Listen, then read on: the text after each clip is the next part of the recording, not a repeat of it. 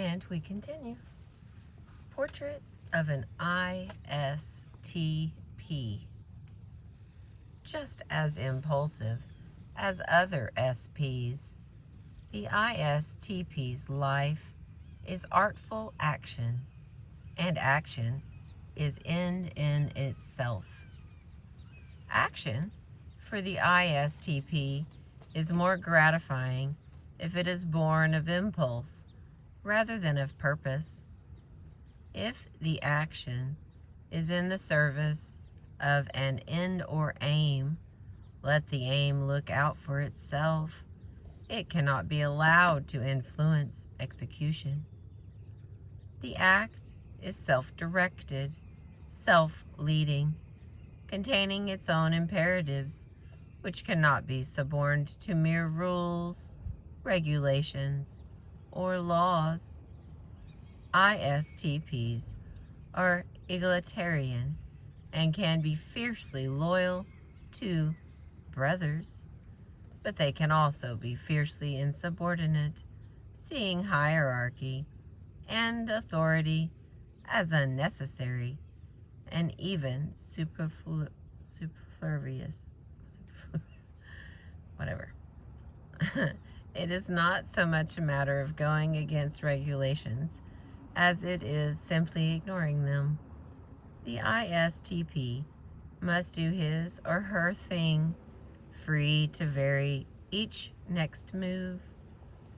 The ISTPs are, or want to be, proud of their ability to make the next move skillfully.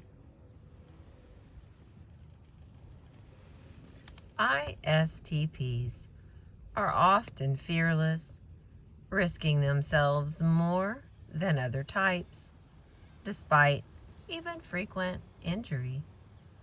Of all of the types, ISTPs are most likely to pit themselves or their technique against chance, odds, or fate. They thrive on excitement. They crave some excitement each day in the form of fast motion, racing, skydiving, or surfing, for instance.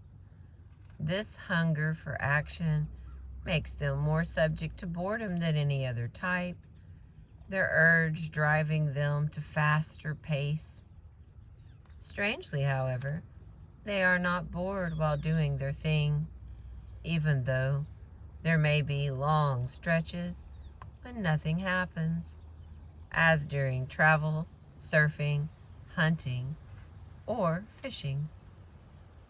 The ISTP nature is most easily seen in their mastery of tools of any kind, from microscopic drill to supersonic jet. From an early age, they are drawn to tools as to a magnet. They must manipulate them, and tools fall into their hands, demanding use. Many pilots knew by the age of 5 that they were going to be pilots. ISTPs tend to take up activities that allow them to use tools, driving, steering, operating, and if a given tool, whether scalpel or earth mover, is operated with a precision that defies belief, that operator is likely an ISTP. Others use tools, of course, but not with the virtuosity of the ISTP. Indeed, we must call ISTPs the tool artisans, for they, above all others, command the tool and bend it to their impulse. But again, ISTPs, personified in Michelangelo and Leonardo, work, or better play, with their tools on personal impulse and not on schedule. If an externally imposed schedule coincides with impulse, fine. If not, so much the worse for the schedule. One tool especially attractive to the ISTP is the weapon. Should ISTPs turn against society, for whatever reason, they wield their weapons with lethal genius to support their rejection. The hitman of today, the gunslinger of the American West, and the duelist of the 18th century Europe may be seen as virtuosos of precision homicide. Hitmen, gunslingers, and duelists alike took pride in their prowess. Fortunately, they faced their own kind in battle. The good warriors of the land, soldier, marshal, police, intelligence agent. This is not to say that all warriors, good or bad, are ISTPs, or that ISTPs are all weapons experts. Rather that the weapon virtuoso is more frequently an ISTP than not. ISTPs also play on impulse, taking off at any time just because they feel like it. We are advised not to try to stop the ISTP who feels like doing something. The neurosurgeon does crop dusting on the side and rides a motorcycle to the airport, and the financier goes on a hunting trip in the middle of an audit, i.e. SJ scrutiny. There can be no end to the ways ISTPs seek thrills in play. Although they may have the appearance of loners in their work, they nonetheless hang around their own kind in play. The climbers, racers, flyers, hunters, and in general, movers flock together. The companionship is mediated through the tool, and conversation is sparse and terse. Like the ISFP, ISTPs communicate through action and show little interest in developing verbal skills. Indeed, this lack of interest in communication may be mistaken for what well-meaning but misguided medics and educators call learning disability or dyslexia. Both preposterous notions when meant as explanations. Let ISTPs get near a tool of any complexity and power and see how fast they pass up everybody in learning to use it and how precise their lexicon in talking of its features. Despite their egalitarianism, insubordination, and love of freedom, they can be leaders, even great ones. But they must be up front, sword in hand, leading the charge. That is to say, ISTPs can be very successful as battle leaders, for instance, no matter how large or small the force under their command. Their supreme realism, timing, and sense of expediency allows them to seize the moment and fully exploit whatever resources can be gotten, theirs or others, and capitalize on deficits and mistakes of their opponent. Theirs is an expediency or exploitive leadership based on a special kind of intelligence, which may be called artistic concreteness. Yes, for the ISTP battle leader, combat is an art, an intellectual game, not in the sense of strategy, that is for NTs, but rather using whatever is at hand to defeat the other with the least injury. Battle leaders are duelists. Patton was such a leader, and we must credit Marshall, an ETJ strategist, for seeing beneath that flamboyant, impulsive, insubordinate, and reckless exterior a peerless warrior. The same credit goes to Grant, another NTJ, for selecting Sheridan, an STP, and to Hitler, an ENFJ, for selecting Rommel, an ISTP. Patton, Sheridan, and Rommel were cut from the same cloth and showed the same artistic espionage and rapier-like tactics. Glory is a pre-20th century concept, better understood by the ISTP than by others. Or at least, the ISTP is more interested in it than most others. In battle there is glory, for it is in battle that one can exercise one's lethal skills with positive sanction. The 7 samurai were glorified, and so have been duelists down through the ages.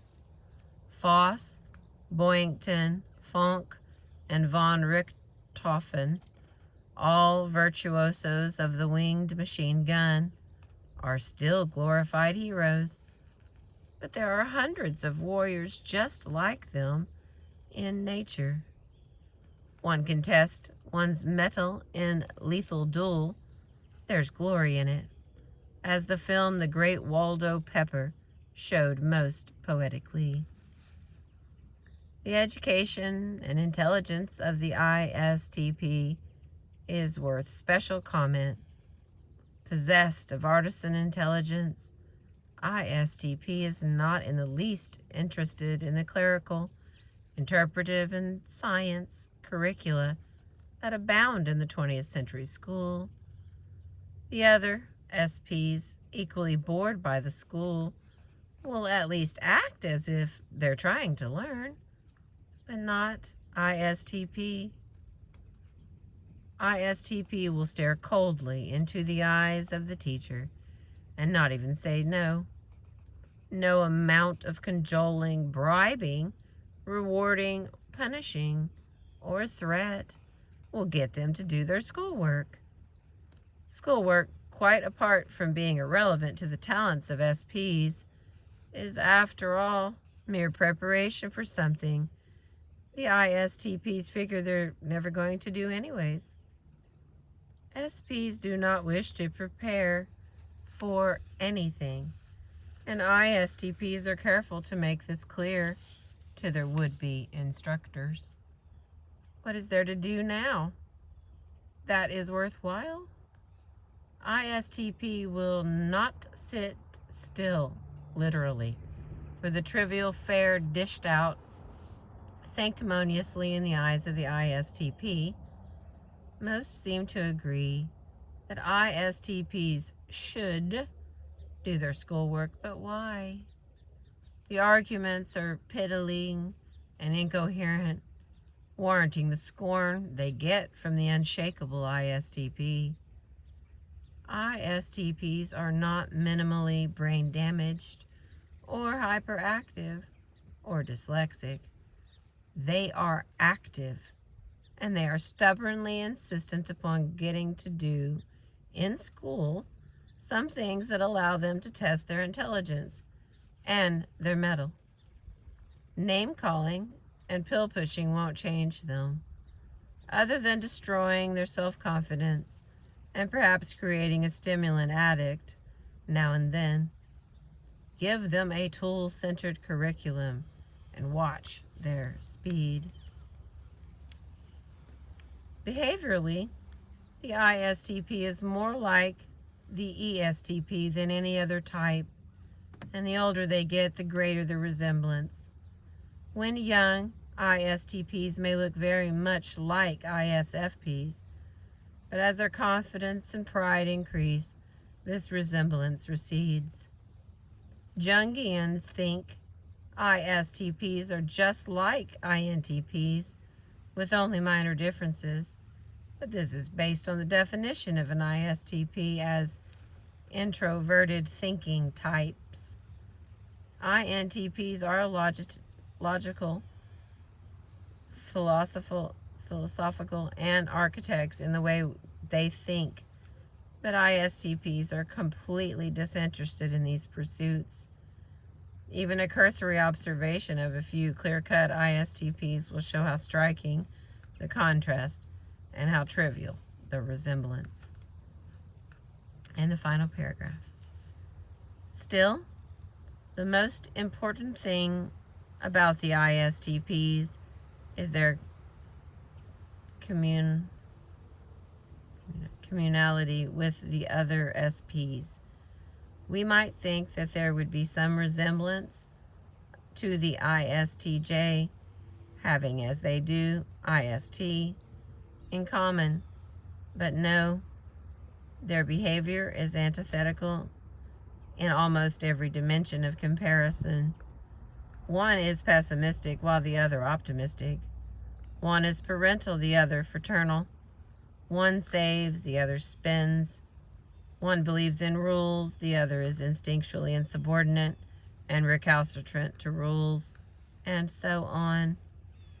ISTPs have infinitely more in common with a very different ESFP than they do within any NT or SJ.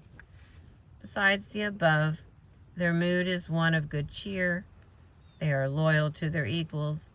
They want no obligations, duties, or confining promises, are uncomplicated in their desires, and are trusting, receptive, and generous. Thank you for listening. I appreciate you.